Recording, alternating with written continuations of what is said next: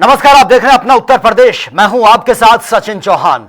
गाजीपुर से मुख्यमंत्री योगी आदित्यनाथ ने विकास और राजनीति दोनों का संदेश देने का काम किया। एक और करोड़ों की परियोजनाओं का शुभारंभ हुआ तो दूसरी ओर सपा और कांग्रेस को आड़े हाथ लेते हुए उनके कार्यकाल पर सवाल भी उठाए हैं। एक बार ये रिपोर्ट देख लेते हैं। सावन महीने के पहले दिन मुख्यमंत्री योगी आदित्यनाथ ने गाजीपुर को विकास की बड़ी सौगात दी है। गाजीपुर पहुंचे सीएम योगी ने करीब 692 करोड़ की 268 परियोजनाओं का तोहफा दिया, जिसका सीधा लाभ जखनिया, मोहम्मदाबाद, सैदपुर, जमानिया, जहूराबाद और जंगीपुर विधानसभा क्षेत्रों को मिलेगा। इस मौके पर अलग अलग सरकारी योजनाओं के लाभार्थियों को स्वीकृति पत्र और प्रमाण पत्र भी वितरित किए गए। वहीं सीएम योगी ने कहा कि डबल इंजन सरकार की बदौलत प्रदेश में विकास अंतिम व्यक्ति तक पहुंच रहा है। उन्होंने दावा किया कि पिछली सरकारों की उदासीन कार्यशैली के कारण प्रदेश का नागरिक गरीबी झेलता रहा, जबकि आज सरकारी योजनाओं का लाभ हर पात्र व्यक्ति तक पहुंचाया जा रहा है। बहनों और भाइयों, अब गरीब के साथ कोई भेदभाव नहीं करता है। याद करिए, हर गरीब को राशन की सुविधा का लाभ, कोई चेहरा नहीं देखता। गरीब है गरीब, हमने उसको एक जाति के रूप में माना। भारत के विकास की आधारशिला है वह श्रमिक के रूप में, गौपालक के रूप में, किसान के रूप में, मछुआरे के रूप में, कारीगर के रूप में। पिछली सरकारों की अकर्मण्यता के कारण वह गरीबी का दंश झेल रहा था। ये डबल इंजन की सरकार ने उसको फ्री में राशन की सुविधा भी दी, आवास की सुविधा का लाभ भी दिया, उसे आयुष्मान भारत की सुविधा का लाभ भी दिया, रसोई गैस के कनेक्शन भी उपलब्ध करवाए और अन्नदाता किसानों को निजी ट्यूबवेल में फ्री में बिजली देने का काम भी डबल इंजन की सरकार दे रही है। बहनों और भाइयों, फ्री में बिजली देने का काम। रूफटॉप सोलर स्कीम के माध्यम से पीएम सूर्यघर मुफ्त बिजली योजना, आज आप देख रहे होंगे इस योजना का लाभ कैसे कैसे उपलब्ध करवाया जा रहा है। बिजली का बिल आधे से भी कम हो रहा है, ढेर सारे लोगों के द्वारा लगाया जा रहा है। बहनों और भाइयों, आज मैं आपको एहसास कराने के लिए आया हूं, हर घर में शौचालय हो, जिसके बारे में राजभर जी यहां कह रहे थे। हर गरीब के पास अपने सिर को ढकने के लिए छत हो। यहां पे ये कार्य पहली बार हो पा रहे हैं, लाखों लोग उससे लाभान्वित हो रहे हैं। कार्यक्रम के दौरान सीएम योगी ने विपक्ष पर जोरदार हमला बोला। सपा और कांग्रेस पर निशाना साधते हुए सीएम योगी ने कहा कि सपा और कांग्रेस सालार मसूद गाजी का मेला लगवाते थे, लेकिन उनकी सरकार ने स्पष्ट कर दिया कि अब मेला महाराजा सुहेल देव की स्मृति में ही आयोजित होगा। उन्होंने इसे प्रदेश के सांस्कृतिक विरासत और गौरव से जुड़ा हुआ फैसला कहा। सीएम योगी ने कहा कि अगर सपा के पाप से पर्दा उठाना शुरू कर देंगे तो ये कहीं भी मुंह दिखाने लायक नहीं बचेंगे।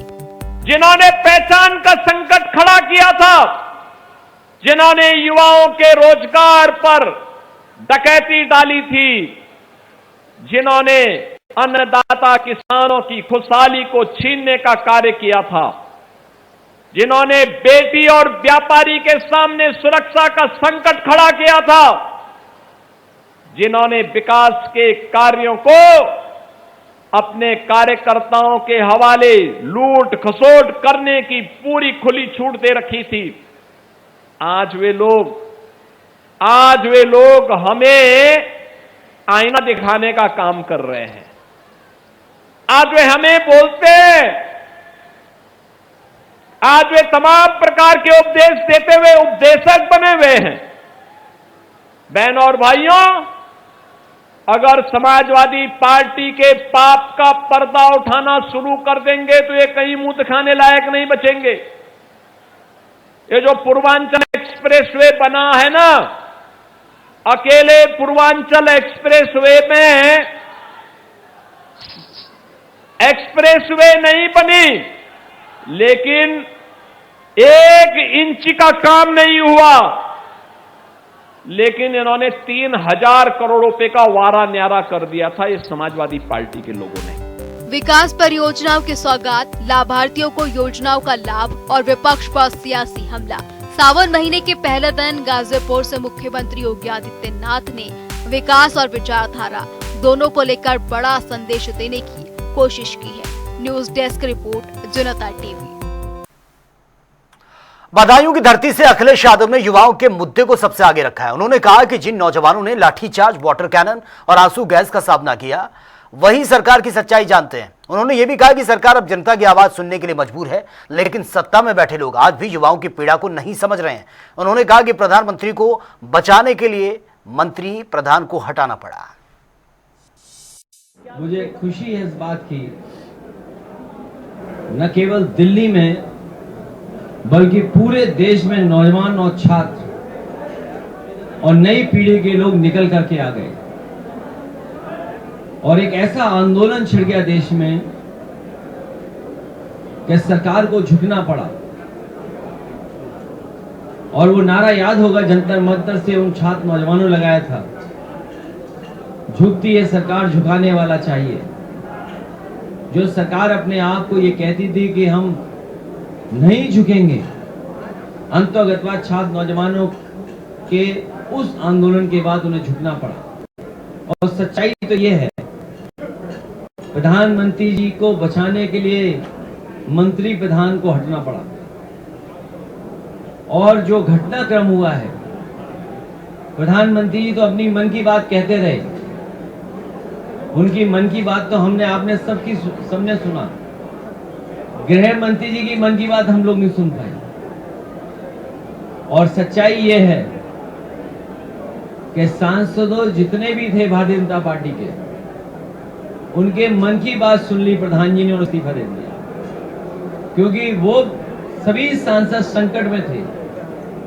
वो सोच रहे थे ये मुसीबत कैसे हटे, इस मुसीबत से कैसे बचें। तो प्रधानमंत्री जी की मन की बात तो हम लोगों ने सुनी, आपने सुनी। गृह मंत्री जी के मन की बात नहीं सुन पाए। और जितने भी सांसद थे भारतीय जनता पार्टी के, उनकी मन की बात मंत्री जी ने सुन ली और इस्तीफा दे दिया। और प्रयागराज के नए पुलिस कमिश्नर पीयूष मोढिया ने कार्यभार संभाल लिया है और इसी के साथ ही अपराध पर जीरो टॉलरेंस और पीड़ितों की एफआईआर त्वरित निस्तारण, साथ ही तकनीकी आधारित प्रभावी पुलिसिंग को प्राथमिकता उन्होंने बताया है। हमारी प्राथमिकताओं में सर्वप्रथम जो हमारे डीजीपी साहब की प्रथम प्राथमिकता है जीरो टॉलरेंस टू क्राइम। किसी भी प्रकार के अपराध में को बर्दाश्त नहीं करना चाहते हैं। और जैसा आप लोगों ने कहा, जहाँ कहीं प्रक्रियात्मक सुधारों की आवश्यकता है, यदि एफआईआर दर्ज करने में व्यक्ति को परेशानी होती है, उसके समय से निस्तारण में देरी होती है, उन सब कमियों को दूर करने की चेष्टा करेंगे। इस जनपद में पुलिसिंग अच्छी है, बड़ी अच्छी टीम है और हम सब मिलकर तकनीक का इस्तेमाल करते हुए इन सभी अपेक्षाओं पर खरा उतरने का पूरा प्रयास करें। संगम नगरी प्रयागराज के राजकीय आईटीआई नैनी में चल रही अखिल भारतीय व्यावसायिक ऑनलाइन परीक्षा में बड़े फर्जीवाड़े का एसटीएफ ने खुलासा किया। छापेमारी में प्रिंसिपल, परीक्षा प्रभारी, 4 अनुदेशकों समेत 11 लोगों को गिरफ्तार किया गया है, जिनमें 5 सॉल्वर भी शामिल हैं। वहीं जांच में यह भी सामने आया कि पढ़ाई में कमजोर छात्रों से प्रति अभ्यर्थी 4000 रुपए लेकर उनकी जगह पर सॉल्वर ऑनलाइन एग्जाम दे रहे थे और सॉल्वर को उनके बदले में 500 रुपए ये दिए जाते थे। वहीं कार्रवाई के दौरान 5,10,000 रुपए नकदी, कंप्यूटर सिस्टम, मोबाइल फोन और महत्वपूर्ण जो दस्तावेज हैं वो बरामद हुए। एसटीएफ के अनुसार इस पर नेटवर्क का संचालन पहले नैनी आईटीआई और फिलहाल बांदा आईटीआई में तैनात अनुदेशक धीरंजन कुमार वो कर रहा था और फिलहाल वो फरार बताया जा रहा है, जिसकी तलाश में पुलिस लगातार दबिश दे रही है।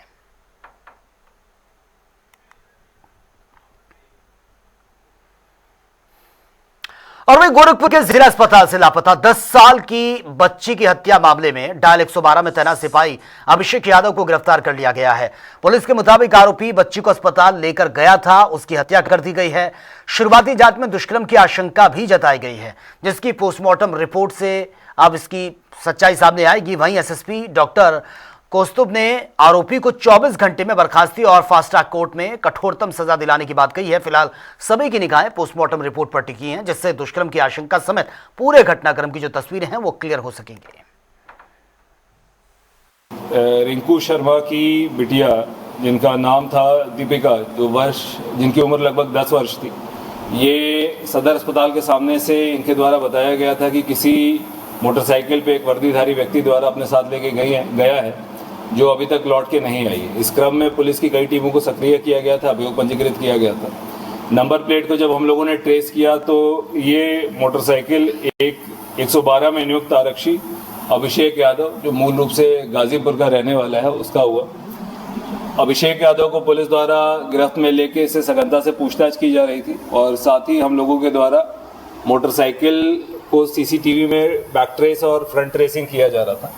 इस क्रम में बालिका की बॉडी आज हमें चिवटाहा पुल के पास से बरामद हुई और इसमें पोस्टमार्टम हेतु बॉडी को भिजवाया गया है और परिजनों से प्राप्त तहरीर में समुचित धाराओं को बढ़ाते हुए अभियुक्त की गिरफ्तारी करते हुए अग्रिम विधिक कार्रवाई की जा रही है। और वे हरदोई के संडीला इलाके में निर्माणाधीन पानी की टंकी के पास 2 युवकों का शव मिलने से सनसनी फैल गई है। दोनों की धारदार हथियार से हत्या की गई है। आईजी किरण एस और साथ ही वरिष्ठ अधिकारियों ने मौके का निरीक्षण किया है। शव को पोस्टमार्टम के लिए भिजवा दिया गया। साथ ही मामले के खुलासे के लिए 3 विशेष टीमें गठित कर जांच तेज कर दी है।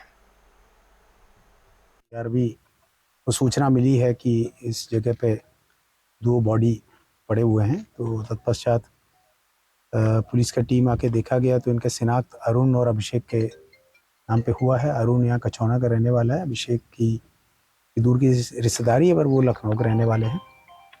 ये लोग यहाँ पे जो जल जीवन मिशन का जो सामान पहुँचाने का काम करता था, उसमें एक पता चला कि अरुण कुछ समय से कर रहे हैं और अभिषेक 7-8 दिन पहले ही आया था और इनकी मृत अवस्था में यहाँ पे पाए गए। उसके बाद फॉरेंसिक टीम आकर के अपनी सबूत जुटाए और पुलिस टीम जैसे आपको अवगत है मौके पर है, तो इसमें हर संभव प्रयास किया जाएगा कि किस वजह से हत्या हुई, कैसे हुई और किन के द्वारा किया गया। इसमें हर पहलुओं पे जांच की जाएगी और जल्द इसका खुलासा कर देंगे।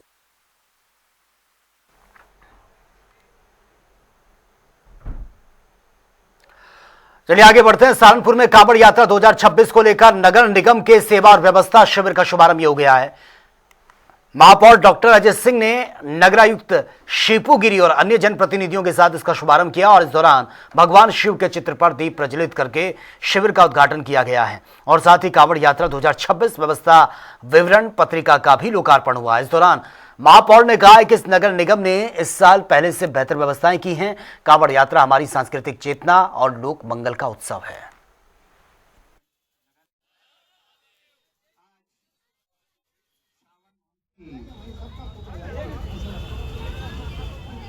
महाशिवरात्रि पर आयोजित होने वाली कांवड़ यात्रा के क्रम में नगर निगम सहारनपुर के द्वारा को लेकर जो शिविर है उसके शुभारंभ के कार्यक्रम में हर हर महादेव के जयकारे और ये तस्वीरें भी आपके सामने हैं। ये मेगा स्तर पर यह कार्यक्रम किया गया था। जलाभिषेक और रुद्राभिषेक का पुण्य अवसर ये है और आप देख सकते हैं यहाँ पर ग्रीन कावड़ है, क्लीन कावड़, ग्रीन कावड़, ये थीम ये दी गई है। श्रद्धालुओं के लिए विशेष इंतजाम भी किए गए हैं ताकि जो कावड़ी हैं उनको दिक्कत ना हो। श्रावण के प्रथम दिन शिव भक्तों की भीड़ यहाँ पर साफ तौर पर नजर आ रही है। ये तस्वीरें भी आपके सामने हैं। देवकली मंदिर में हर हर महादेव के जयकारे भी गूंजे हैं और कावड़ियों के लिए विशेष कार्यक्रम ये किया गया था। क्लीन कावड़ और ग्रीन कावड़ ये थीम दी गई है। नगर निगम की तरफ से ये शिविर लगाए गए हैं।